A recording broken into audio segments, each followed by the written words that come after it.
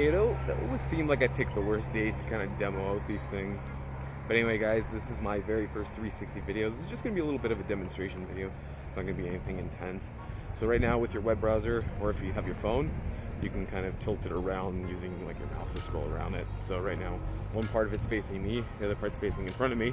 So you can even see where I'm walking at the moment. I think that's pretty sweet, pretty snazzy. Hopefully I'll be able to compile it and edit it all together afterwards. It's going to give you a little tour. I think you guys may have seen this if you watched one of my previous vlogs. If not, I'll leave it in the card up there and in the description below. But an area that I live close by to, near Lakeshore in Toronto.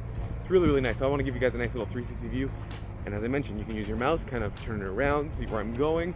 And if you're using your phone, you can actually move it physically itself. And if you have even Google Cardboard or some sort of VR glasses, you can actually put your phone into it and then tilt your head and also follow it that way as well. So that's pretty cool. So here's just a little intro for it. I'm going to walk to where I want to go, and then I'll continue from there. See you guys soon. I'll continue it here for a little bit and just let you guys know what's happening. So it's June in Toronto, so that means it is indeed summertime. I think right now it's about 24 degrees Celsius. I'm not sure how much that is in freedom units. So you guys will do the conversion afterwards in Fahrenheit, whatever that is. But it's nice and it's a nice temperature. And off by the lake, it's always a little bit cooler than it is when you're more interior to the city. So that's one thing to kind of note. But yeah, it's a beautiful day out, so I decided, what better day than today? It's a little bit windy because we are kind of close to the lake as well. But other than that, I think it's pretty swell. So I'll meet you guys at the destination now. Let's talk a little bit more about the actual camera itself. It's the Ricoh Theta S. I did an unboxing video earlier, so now it's the actual test through, kind of demoing of it, so I know what it's capable of and what I like and what I don't like about it.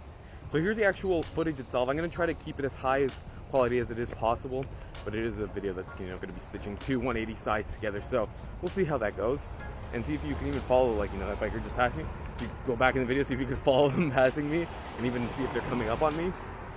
But yeah, so I'm testing it out.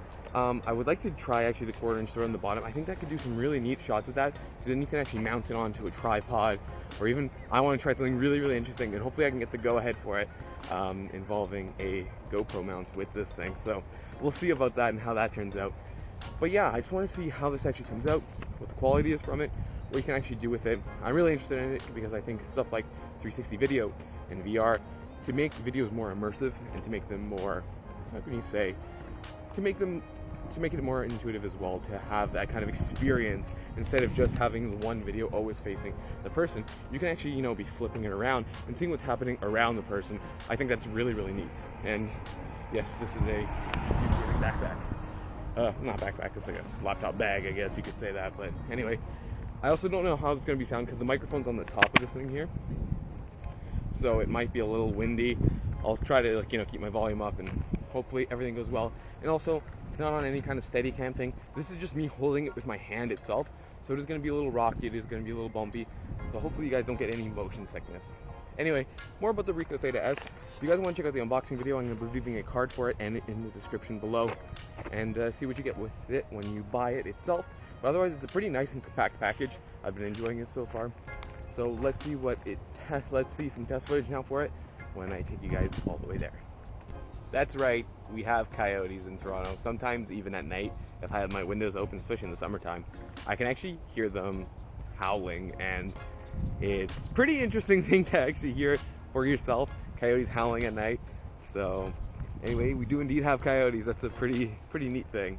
One thing that I gotta say straight off the bat that I really enjoy about this camera is actually the bottom of it is flat. So where the 1/4-inch thread mount is for any kind of tripod, it's absolutely flat. So right now it's sitting on a picnic table, and I don't need a tripod or anything else. A tripod would be nice if I wanted to put it into other locations, but if you need just like quick shot somewhere and you have a nice flat surface, thank you trucks are passing by, if you have a nice flat surface, you can just kind of lay it down on there just like this, press the record button and start recording.